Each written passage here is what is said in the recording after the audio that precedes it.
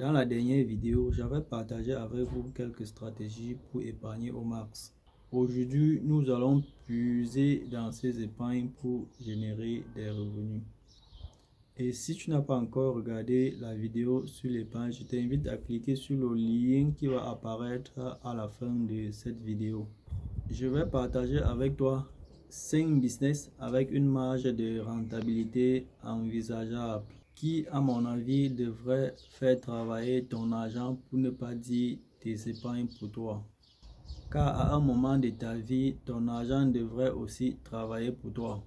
Je vais lister ces business par ordre croissant que vous pouvez commencer avec très peu de moyens en tant que débutant ou expérimenté. Donc, restez jusqu'à la fin.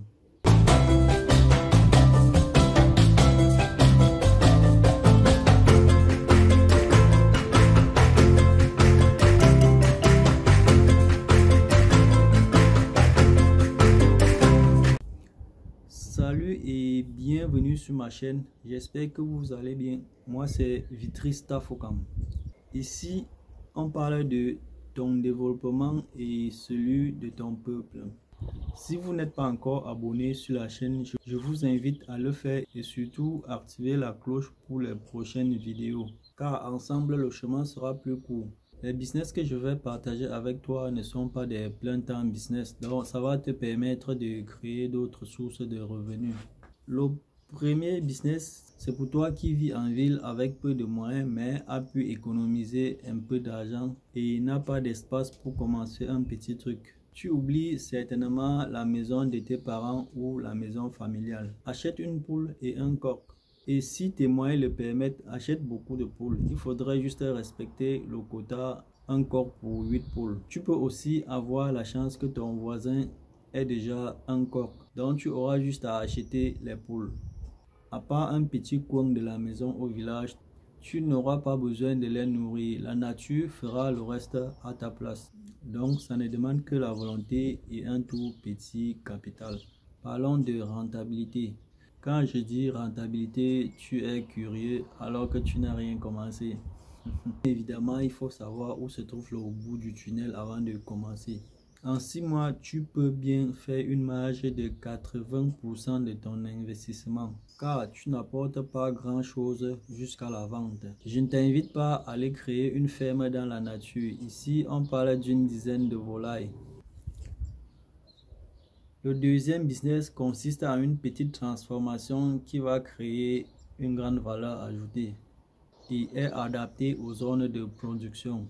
Je ne sais pas ce qu'on produit dans ta région, mais dans ma région, on produit ceci. Et sa transformation demande de gros moyens. Chez toi, ça peut être des mangues, des ananas ou bien d'autres fruits qui abondent le marché pendant une période et après on n'en trouve plus. Et qui dit abondance dit bon marché. Tu peux donc sécher en période d'abondance pour vendre sur toute l'année. Aussi, ce sont des produits qui s'exportent facilement si tu parviens même à satisfaire la demande nationale. Je t'invite à faire des recherches sur les techniques de séchage si tu es intéressé. La marge de rentabilité se situe entre 25 et 40% et va dépendre bien évidemment du type de fruits que vous proposez. Le troisième business ne demande pas aussi trop de moyens ni trop de temps. Je parle sur le fait que tu as déjà un terrain ou bien à la possibilité d'avoir un site qui appartient à l'un de tes proches mais inexploité. Tu peux faire ou laisser faire une plantation de bananes plantains. Ça ne demande pas trop de présence. Juste défricher et apporter du compost 2 ou 3 fois et c'est tout. Un an après, le jour des résultats. En plus de nos jours, on n'a plus besoin d'autant de rejetons pour créer une plantation de bananes plantains, comme à l'époque de nos grands-parents. La méthode PIF inventée par un docteur camerounais que je préfère taire le nom te permet de créer une plantation à partir d'un rejeton, et ceci grâce à une simple fragmentation.